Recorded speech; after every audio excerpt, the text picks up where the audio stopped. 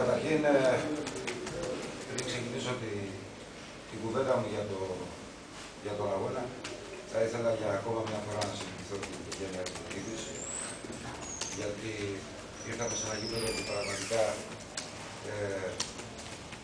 ήταν συγκινητικό το πόσο τιμούν αυτόν τον άνθρωπο που έφυγε. Εμείς όμως παίζουμε ποδόσφαιρο και συνεχίζουμε όλος ο κόσμος χωρίς σταματημό. Είναι λυπηρά αυτά, αλλά δυστυχώς έτσι πρέπει να γίνεται. Όσον αφορά τον αγώνα, δεν πήγαμε καλά μες στον αγώνα. Ξεκινήσαμε, πιστεύω, άσχημα με πολλά λάθη. Η Λάρισα είχε και καλύτερη κυκλοφορία και κράταγε περισσότερο την μπάλα. Μετά, πιστεύω, από το 10-15 συνήλθαμε με αποτέλεσμα να τελειώσει το πρώτο ημίχρονο έχοντας και η Λάρισα και εμείς κάποιες ευκαιρίες.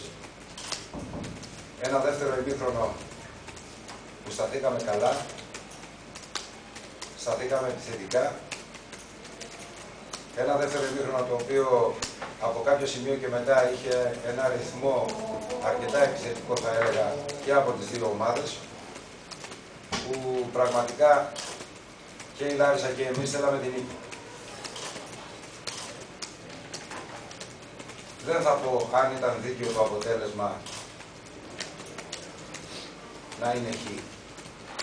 Γιατί στο ποδόσφαιρο μετράνε τα γκολ και όχι αν έχασε η Λάρισα ευκαιρίες και εμείς. Εμείς συνεχίζουμε την προσπάθεια που κάνουμε, προχωράμε και γινόμαστε πιο δυνατοί.